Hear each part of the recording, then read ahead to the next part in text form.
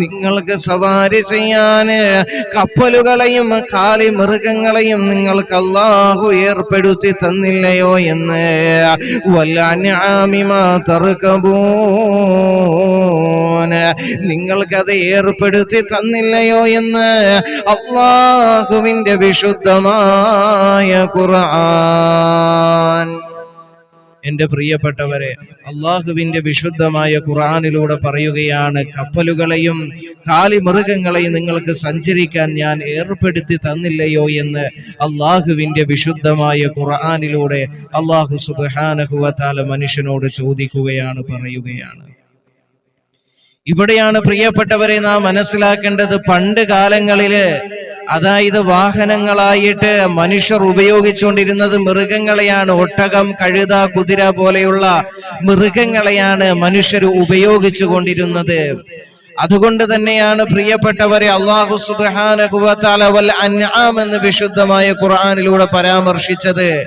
പിൻകാലത്താണ്, ഇവിടെയാണ് നാം മനസ്സിലാക്കേണ്ടത്, പിൻകാലത്ത് അല്ലാഹു റബ്ബുൽ ഇസ്സത്തായ പടച്ച റബ്ബ് മനുഷ്യന് കൊടുത്ത ബുദ്ധി, കഴിവ് അനുസരിച്ചുകൊണ്ട് ആ മൃഗങ്ങളിൽ സഞ്ചരിച്ചു കൊണ്ടിരുന്ന മനുഷ്യര് പിന്നീട് ഒരു ആധുനികമായ സംവിധാനങ്ങൾ കണ്ടുപിടിച്ചു, വാഹനങ്ങള്. ആ വാഹനങ്ങളാണ് ഇന്ന് നാം ഇവിടെ ഉപയോഗിച്ചു കൊണ്ടിരിക്കുന്നത്. ഇവിടെയാണ് പ്രിയപ്പെട്ടവരെ നാം മനസ്സിലാക്കണം, എന്ത് തന്നെയായാലും ഇവിടെ നാം ഒന്ന് മനസ്സിലാക്കണം, ഒരു മനുഷ്യനെ ഇവിടെ നാം മനസ്സിലാക്കണം അള്ളാഹുവിന്റെ ഖുദ്റത്ത്. ഈ വാഹനത്തിലൂടെ നമ്മൾ അള്ളാഹുവിന്റെ ഖുദ്റത്ത് മനസ്സിലാക്കണം.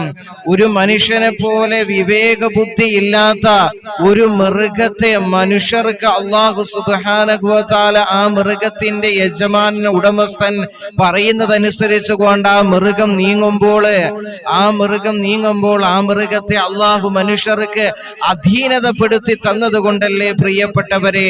ഇവിടെയാണ് നാം മനസ്സിലാക്കേണ്ടത് അള്ളാഹുവിന്റെ ഖുദ്റത്ത്, അള്ളാഹുവിന്റെ ദൃഷ്ടാന്തം നാം മനസ്സിലാക്കണം പ്രിയപ്പെട്ടവരെ.